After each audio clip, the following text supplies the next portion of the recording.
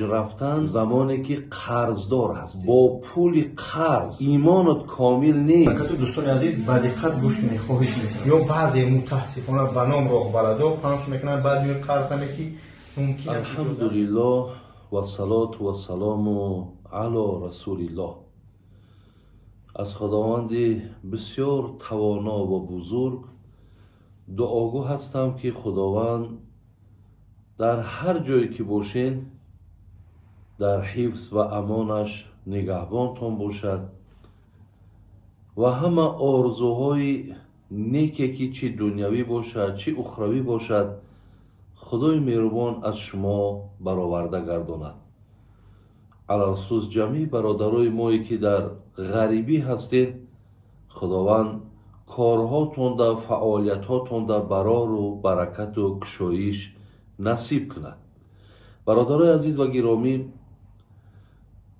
یک موضوعی بسیار داغ روز، خیلی و خیلی مهم، انشاءالله من به سمع شما میرسانم که این حج رفتن زمانی که قرضدار هستی. السلام علیکم و رحمت الله و برکاته. دوستان عزیز با دقت گوش کنید، خواهش میکنم.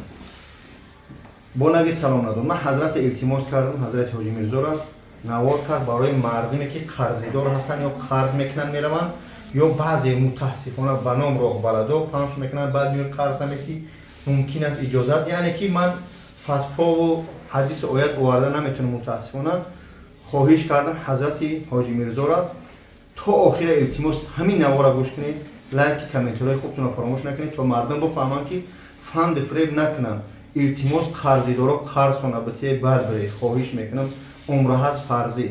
شرکت زمزم که در پراسپینگ می قرار داره، همراه تترا برادر همکاری میکنن. شهروندای روسیه را حج فرضی گرفتن سر کرد، $5000 میگن. اوجه میتونی زپیس واسه کردن سر کنی بی از نزدیک آفیس شو حجامه باباجان 88 یا که در گیجو پراسپینگ میر این رقم 1673 زنگ بزنید، التماس نواره تا آخر گوش کنید. حج فرضی گرفتن سر کردیم، میتونید زنگ بزنید. حج فرضی، حج عمره، فقط التماس کردید قرضدار قرضات بتی خواجگی تا خلاصه حاضر همش حضرت میفهمن. الله نگهبان تو. یعنی یا قرضدار هستید یا با پول قرض شما میخواهید که مقصد حج روید.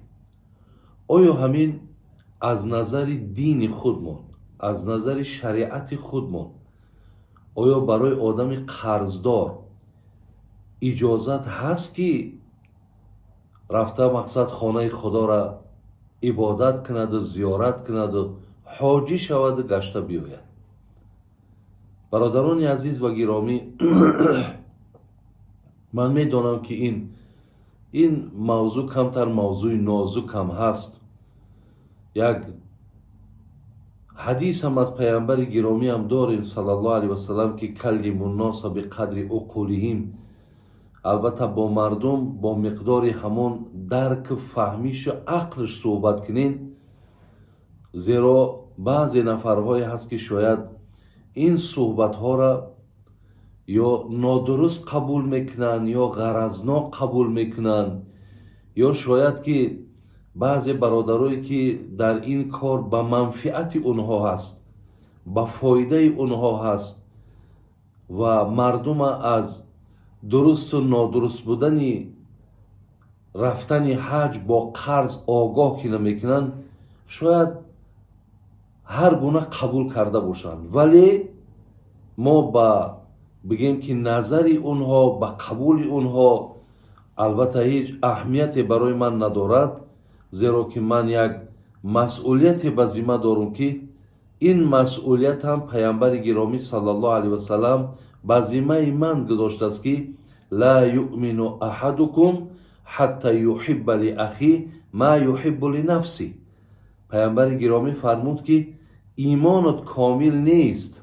بین مقصد اشاره به سوی من یا اشاره به سوی جمعی بنده های خدایی که امروز از این کار منفعت زیاد میبرین، ولی درست و نادرست شا مقصد барои мардум огоҳ намекунед, ишора мекунад ки имонҳотон комил нест то он замоне ки он чи барои худтон дӯст медорен барои бародари мусалмонтон дӯст надоред. яъне албатта раҳи дуруста ёфтан, дар раҳи дуруст қадам задан ки ман ки илми ӯра дорум, огаҳӣ аз ӯ ки дорум, дигаронро агар огоҳ накунам, пайғамбари гиромӣ мегӯяд ки тра имонат комил нест. алло раҳмат кунад муҳаммад иқболи лоҳурира, мегуфт тарсам аз шарми ту дар рӯзи шумор, пурсадад он обу рӯю эътибор. илми ҳақ аз ҳазрати мо бурдаӣ, пас чаро бар дигарон наспурдаӣ. ҷаноби муҳаммад иқболи лоҳурӣ мегуфт аз як суоли парвардигорум рӯзи қиёмат метарсам. он чӣ суол аст? ин аст ки мо аз неъмати илми дин вақте бар ту додем, ҳамаи илми хондагита ба гӯши дигаро расонидӣ ё нарасонидӣ? бубинем бародарои азиз, хеле бигем барои соҳибилмҳо ин хеле кори як масъулияти хеле гарон аст ки аллои меҳрубон вақте ки мепурса ки оё донистагитона ба гӯши мардум расонидем ё нарасонидем, ё ин ки мақсад эҳтиёт кардем, ё ин ки тарсидем. аз ин лиҳоз яъне бигем ба зиммаи мо бародарои азиз ин хеле муҳим аст. аллоҳ раҳмату мағфират кунад. ҷаноби шайх садира мегӯ агар бинӣ ки нобинову чоҳ аст, дигар хомӯш биншинӣ гуноҳ аст. вақте мебинӣ ки мардум ҳақиқатан мехоҳанд аҷр бигиранд, мехоҳанд савоб бигиранд, мехоҳанд мақсад як заҳмати калонеро ба зимма бигирану, вале намедонанд ки дар ивази ин ибодатшон савоб не, подош не, пеш худои меҳрубон гунаҳгор шидистанд. вақте ту мега инҳоро ки мебиниву онҳоро огоҳ намекунӣ, барои ту ҳам гуноҳ навишта мешавад, зеро ки сабаби гумроҳии онҳо, сабаби дар хато рафтани онҳо шумо ҳастед ки албатта мардума огоҳ накардем. ё алло раҳмат кунад суфӣ алайёра мегӯ аждаҳои хуфта дар чоҳе меравад ҷониби ӯ аъмое, ту ки тида хабар намесозӣ, бо мусулмоният чӣ менозӣ? албатта ҳамин амалҳову кирдорҳоеро ки имрӯз мебинӣ мақсад мардум нодуруст ё хато ё як бигем дар ӯ дастури шариат нест, вале ира дидаву вале хомӯш мебошӣ ё ира дидаву худта ҳамчун мисли нобино мегардонӣ, оё ба дин, ба мусалмонӣ ту чӣ менозӣ?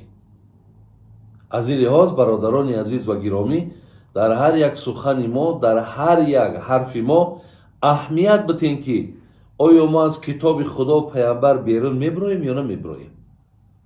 оё бубинем ки ҳамин далолатҳои мо мақсад ба манфиати хоб динмон ҳаст ё на?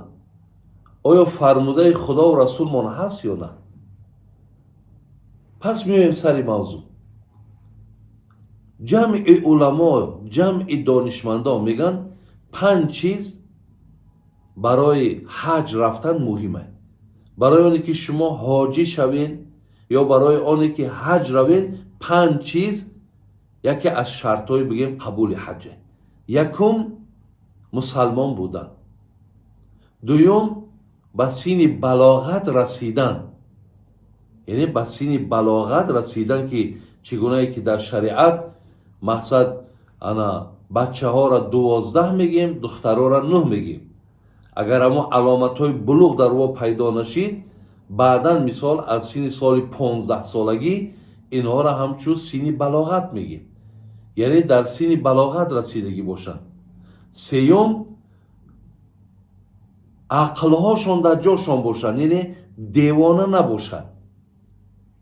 чаҳорум озод бошад, яъне ӯ замонҳо ки ғуломдориҳо буд, яъне ғулом набошад, озод бошад. панҷум иститоат дошта бошад. иститоат ба маънои имконияти молӣ дошта бошад. یعنی مبلغ و پول و شرایط داشته باشد. برادرای عزیز و گرامی، ما دو نوع عبادت داریم. عبادت های بدنی داریم، عبادت های مالی داریم. عبادت های بدنی مثل نماز، مثل روزه، یا مثال عبادت های بدنی هست، یعنی انسان با حرکت و با جسمش انجام میده. عبادت مالی من باشد، این زکات است که از مال داشتگیمون زکات میتیم. ولی باز عبادتی بگیم مالی دیگرمون، هم مالی و هم بدنی، این حجه که هم به حرکت و به جسم هم به مبلغ انجام یابد. برای همین آیت قرآن صراحتاً بیان میکند. شما سوره آل عمران ببینین، آیت 97. اعوذ بالله من الشیطان الرجیم ولله علی الناس حج البیت من استطاع الیه سبیلا. الله مهربان بین، برای هر یک آدم آشکارا هست. معنا چی است؟ از برای خدا حج کنین، به خاطر خدا حج کنین، حج هاتون خالصانه باشد. و اینه که زمانی که استطاعت چه داشته باشید، یعنی امکانیت مالی داشته باشید. ما زاد و راحله میگیم، ما زاد و راحله میگیم، یعنی حتی در زمانهای پیشتر که حالی تری سمالیات نبود، کشتی نبود، ماشین نبود، مردم 6 ماه و 1 سال برای زیارت حج می رفتن. شریعت میگه که همین 1 سالی که همین آدم از خانش برآمده و می رود و با گشته می آید، باید 1 ساله حتی خوراکی تامینات خانش تا آمدنش حتی تامین باشد. بعضم این با مبلغ در دستش داشته باشد که مثال در راه می رود با گشته می آید. انا همین امکانیت داشته باشد، بعد وای میگه در گردنش حج فرض می شود. امروز برادرای عزیز، امروز ما که عبارتی مثال سفرهای ما عبارت بلند تا 1 ماه هست، کمترینش مثال 10 روز است، 1 هفته است. از بس که بسیار رفت و آمده خیلی آسان شدگی است، ولی برای این هم مبلغ در کاره، یعنی مبلغ در کار. اگر ما داشته باشیم همون مبلغ حج و باز هم در خانه همه امکانیت های خانوادمون اگر همه تأمین باشد، در همین جبه در گردن ما فرض می شود که ما رفته مقصد حج چور کنیم، ادا کنیم. از این لحاظ معلوم است که آیت قرآن صراحتا گفته من استطاع الیه سبیلا. شما اگر قدرت و قوتی پول، مال، شرایطی حج رفتن داری، فرزندکات مقصد شکمباشون سیرن، تنکاشون پوشیدن، ببین صاحب خانه هستی، صاحب بگیم آنچه که از بگیم اساسهای خانه هستند، حاجتهایی که اصلی که در درون خانه هست، همه اینها تامین هست. همینجا در گردنت چی می شود؟ حج فرض می شود. همین هم برادرای عزیز و گرامی در عمر 1 بار، در عمر 1 بار همین پیامبر گرامی ما صلی الله علیه وسلم در عمر 1 بار حج فرضی کرده است. شما میتونین جناب امام بخاری، امام مسلم، امام ترمذی حتی میارد حضرت امام قتاده را وقتی که انس ابن مالک، از انس ابن مالک وقتی پرسید رضی الله عنه، وقتی پرسید پیامبرمون چند بار حج کرد، گفت 1 بار حج کردن. این هم سال همو 10 هجرت بود و آیت فرض شدن حج هم سال 9 هجرت بود و سال 10 پیامبرمون رفتن حج کردن و بعد این 13 ماه بعد، یعنی 1 سال بالاترک، حضرت حیات پدرود گفتن. از این لحاظ در عمرمون هم 1 بار در گردنمون فرض است که ما رفته حج کنیم. аз ин лиҳоз бародарони азиз ва гиромӣ, маълум шуд ки барои нафарҳое ки шумо қарз доред, барои нафарҳое ки ҳатто дар мисол муҳоҷират бошед, бисёртон ипотека гирифтагӣ, яъне ё хона хариден, ё мошин хариден, ё замин хариден, халас аз банкҳо ҳатто қарз доред. дар гардани шумо бародарои азиз фарзу воҷибу суннат нест ки шумо мақсад рафта ҳаҷ кунед. шумо бояд ки қарзҳоро аз гардантон соқит кунед. тамоми уламоу донишмандон мегӯянд одами қарздора ҳаҷш саҳӣ намешавад. ман 5 чизе ки барои дуруст шудани ҳаҷ буд ба гӯши шумо расонидам.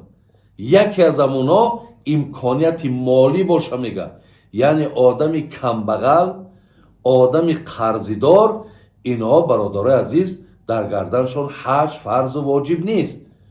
шояд шуморо инсонҳое пайдо шавад ки чӣ мегӯянд, хай бародари азиз бизанад ки ту мисол ипотека гирифтай ё қарз гирифтай, мумкин 20 сол 25 сол да ту ира мисол қарза канда натонӣ, баъд мести мақсад ҳаҷ нокарда. бародарои азиз, ин суханҳои аблаҳонай, ин суханҳои ҷоҳилонай, ин суханҳое аст ки шуморо дар таҳрик медаронанд, шуморо фиреб мекунанд, то ки бигем болои сухта як намакҳо то ҷое ки дасти шуморо бигиранд, то ҷои шуморо дилбардорӣ кунанд ки шумо мақсад одами қарздор, ҳатто рафта дар онҷа ба ҳузури дилтонам ҳаҷ карда наметонед. шумо дар андешаи қарзотон ҳастед. аз ин лиҳоз яъне ба гапҳову сафсатаҳои ино дода нашину. ҳар чизе ки барои шумо ба хотири худо мегем, шумо гӯш кунед ки дар гардани шумо фарзу воҷиб нест. яъне бин ки шариата ки шумо вақте ки падару модаротонро хизмат мекунед, дар чеҳраи падару модаротон назари раҳмат мекунед, вақте шумо меред намози ҷумъа мехонед, вақте шумо дили як бародари мусалмонро хурсанд мекунед, аллои меҳрубон дар номаи аъмолтон ҳамун сарфу харҷу заҳмати ҳоҷира дар номаи аъмоли шумо ҳам менависад. аз ин лиҳоз ин маънои ягон ғазаби худоро надорад. ин ягон маънои бигӯем ки яъне паст будани шуморо дар пешгоҳи худо надорад ки шумо замоне ки дар дунё қарздор шудед. ба ин хотир агар шумо бо ҳамин қарзҳои доштагитонам шумо рафта агар ҳаҷам карден, ҳаҷотон дар назди аллоҳ ва расул ҳеҷ саҳеҳиятам надорад ва ин ҳаҷи мақбулам мабрурам ҳисоб намехӯрад. баъзеҳои дигармон қарзидор як тараф василаҳое ки барои зиндагимона мефурӯшем, мошиномона фурӯхтем, говомона фурӯхтем, заминҳомона фурӯхтем, бачаҳакомон бигем ба як меҳнату заҳмату мушкилот кор мекунанд, маҷбур мекунем ки мара мақсад ҳаҷ равон кун. ҳамсояи мо ҳаҷ рафт, унаву амакит ҳаҷ рафт, унаву янгат ҳаҷ рафт, унаву апат ҳаҷ рафт. яъне бибин ки аз рӯи бахелиҳомона, аз рӯи ҳасадмона, аз рӯи кинаҳои доштагимона мо дар пешмон мақсад мегузорем ки бирем ҳаҷ кунем. охи ин ҳаҷ аз куҷо дуруст мешавад? мега бо худододагон ситеза макун, онҳоро худо додааст. касеро мебинем ки имконияти молӣ дораву мерава ҳаҷ мекунад, бо онҳо мо бародарои азиз, модарои азиз бахел нашем.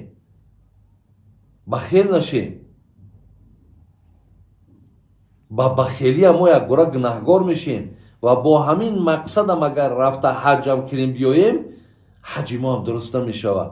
зеро якумш шароит надоштем, дуюмш ки ниятҳои мо ниятҳои нек нест, ниятҳои мо ба хотири худо нест. аз ин лиҳоз ман дар ин ҳамо сухани шоир ки мегуфт ки дилхуш аз онем ки ҳаҷ меравем, дилхуш аз онем ки ҳаҷ меравем, ғофил аз он ки каҷ, ғофил аз он ки каҷ меравем. бин хурсандем ки ҳаҷ мекунем, вале намедонем ки мо дар ин иродаи ҳаҷ мо ниятҳои нодуруст кардагӣ. برای همین من همچون یک مسئول به ذمم بود بس هم شما رسانم که همو نفرهایی که حتی اگر یگان قرضدار خواهد که حج روان کنه همو قرضدار قرض بکند. البته برادر عزیز این بهتر و این بالاتره. قرضهاشون بکنید، مجبورشون نکنید که بیا حج برید.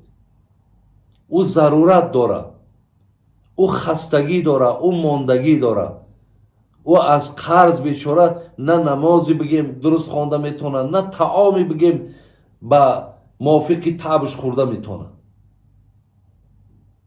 برای همین قرضدارایی که هستین خداوند همه مشکلاتتون آسان کنه. ولی سفیان ثوری را خدا رحمت کنه تا جای میگفت که حتی آدم قرضدار حق خوردن گوشت نداره.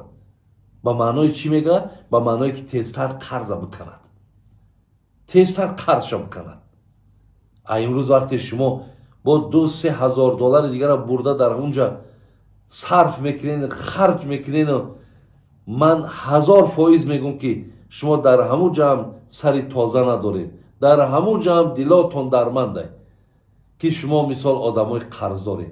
نگیرین از بانک ها قرض نگیرین. مثال خب برای حج رفتن یا کدامید که قرضداری بانکی ایپاتیکای چیزی باشد همین ذمت در قرض هست در گردنت حج فرض واجب سنت نیست. نکنی کارا که حج در پیشگاه خداوند هیچ قبولیت نداره. و نفرهایی که در این کارا مسئولی مقصد مردم حج میبرید، خب همین مسئله را شما فهمونید، شما گویید، شما برآمدا کنید. انشاءالله شاید برادرای باشن که همونها هم مثل همین منواری خب تاکید کردن که برادرها قرضدار باشین، مقصد شما نیت حج نکنین، برین هم قرضاتون بکنین. نه که بعضی گرگه های هسته که برای فرقی نداره، برای هم یک چند فایز پولی تره که در کیسش میزنه او کای پروای تو داره که تو قرضداری، تو درمندی، تو چی حالت داری. از این لحاظ در همینجا من صحبت ما برادرای عزیز تمام میکنم. ولی انشاءالله گمانم همینه که شما مقصد آن چیزی رو که من برای شما خواستم گویم انشاءالله شما ایرا فهمیدین.